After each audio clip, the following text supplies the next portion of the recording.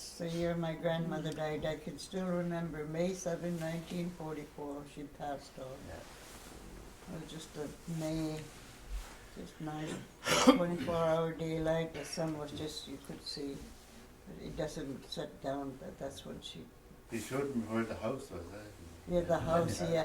In fact, 1996, we were there, Mariel and I, and there was another scientist that was doing the same thing as we were doing. We were doing the oral history. And due to the weather, from Storkis and Sutchik, Sea Otter, Lenny Harbor, we landed there. And a week before we got there, there was somebody doing the same thing as we were doing.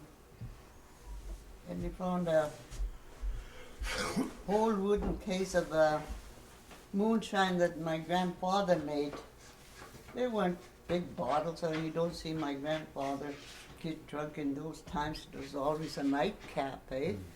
And we never really knew what time he drank it or etc. Here he had them stashed. That scientist found that case and he said nothing wrong with it. He took the whole case and we got there a week later.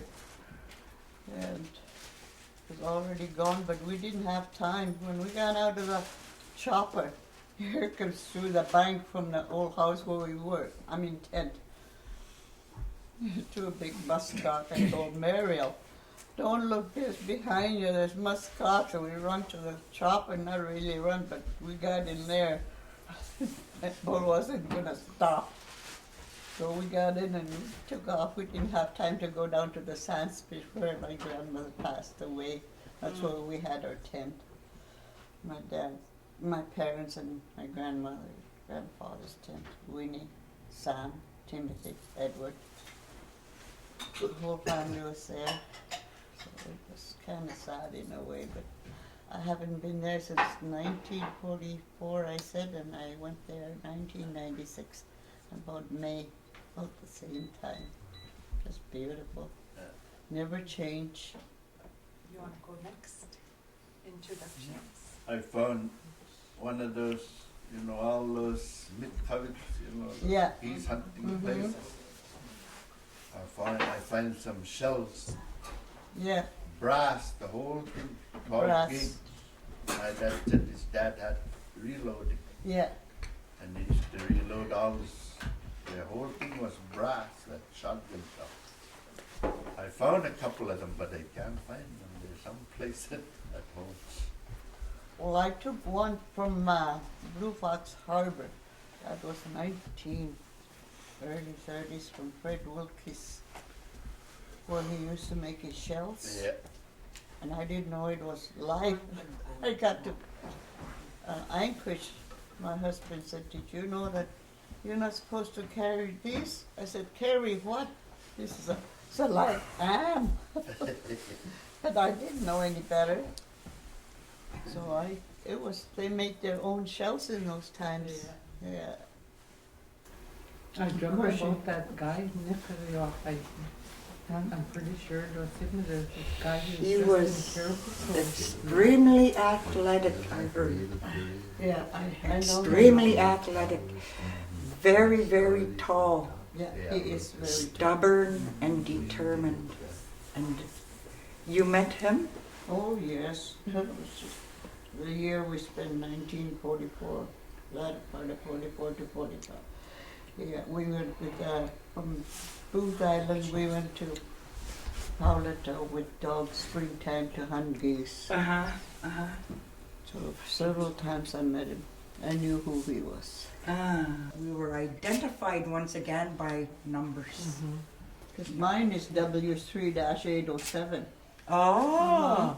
Agnes, you want to say a little bit about your granddad?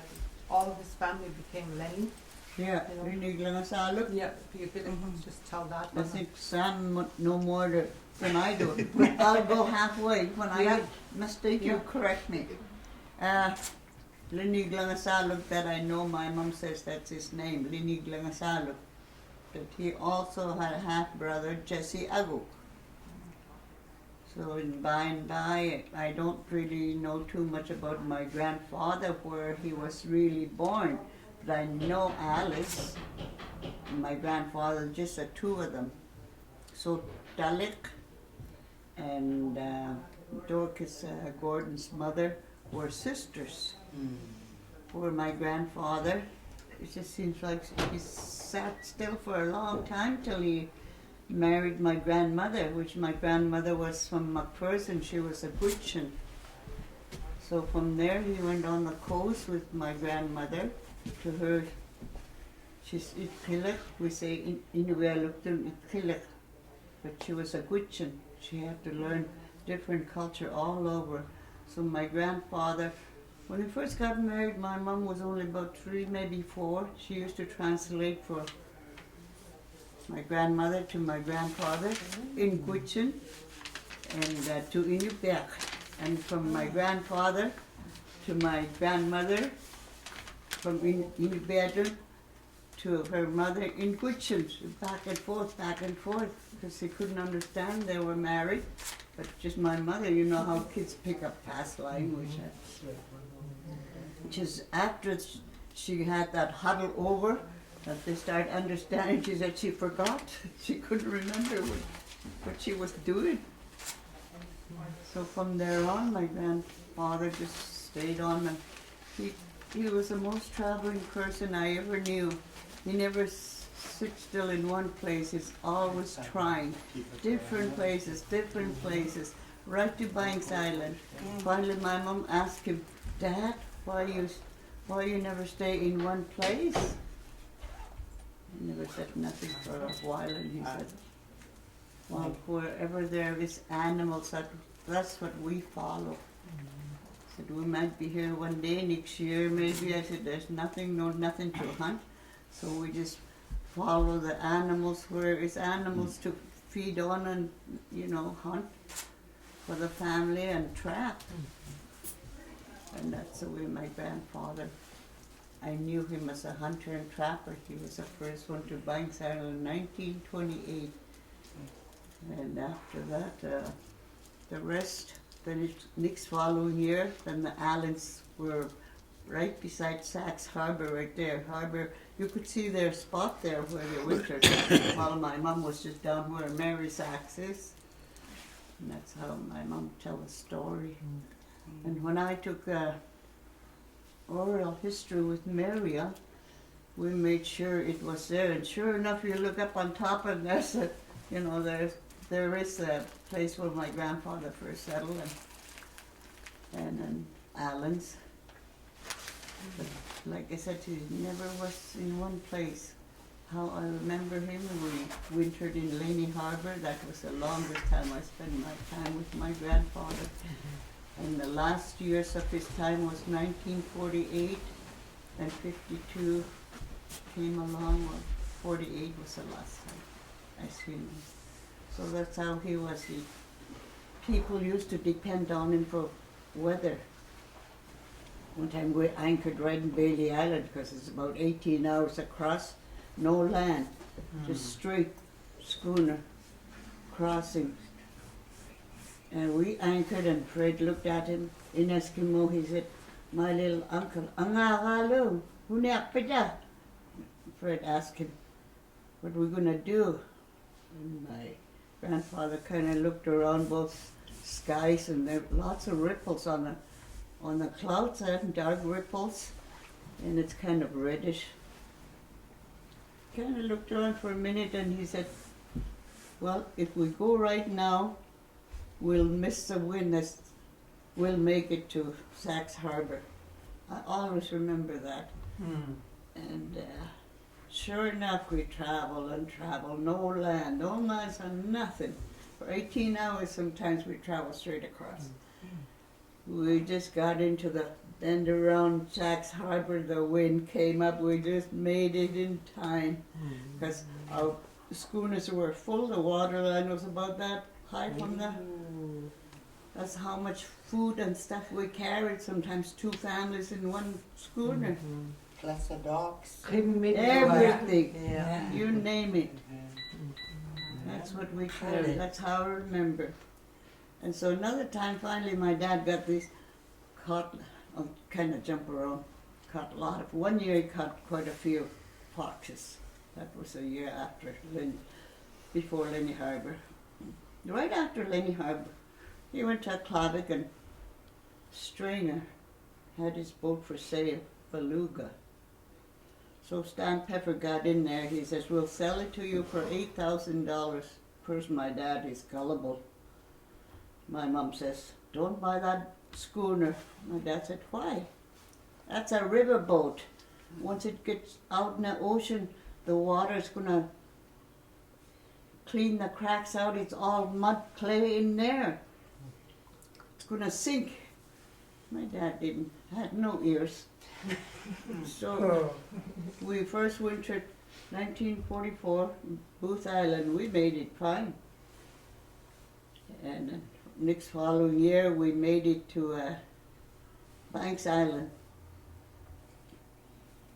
Coming back, there was just North Star and Beluga. We started across and we had all the fur, the family. That's where we lived for all summer long, till we're ready to go back to Banks Island. When we get to the land, hunting and trapping, it's about October maybe, they set up frame tents. But anyhow, going across, this was taking our fur back with Beluga, back to, all the way back a routine to Takanaklavik. But we didn't make it. We went across, we started from Sachs, the storm came up. Oh, it's awful storm, just black out there. My dad woke us up, get up, our boat is sinking. And I thought, gee, our boat is sinking. Said he tied barrels all over, outside and inside, to keep it floated. It was just rocking, engines keep going out, went out. North Star seen us, was just ahead, came back around. The wind was so strong, came back a second time, right beside Beluga. My dad hung on to that North Star, told Willie and Moses and the rest of the young guys on North Star, pick up the kids and the women's, the fur, the dogs. I always remember my dad, I thought he was strong. Waves going like this, he was hanging on to that North Star with all his might. And we all got in there, thank God. And you know, I was so nosy after we got in there. My dad was the last one to get on. So Fred and my dad tied a big rope to the dead man's behind North Star so it could tow Beluga.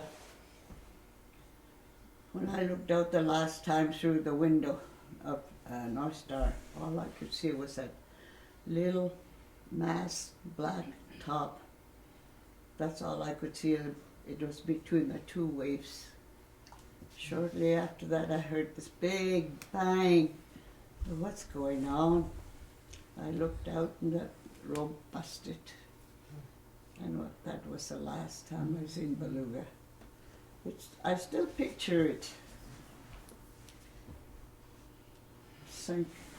We would have been out there in the middle of the ocean if it wasn't for North Star and Fred Carpenter.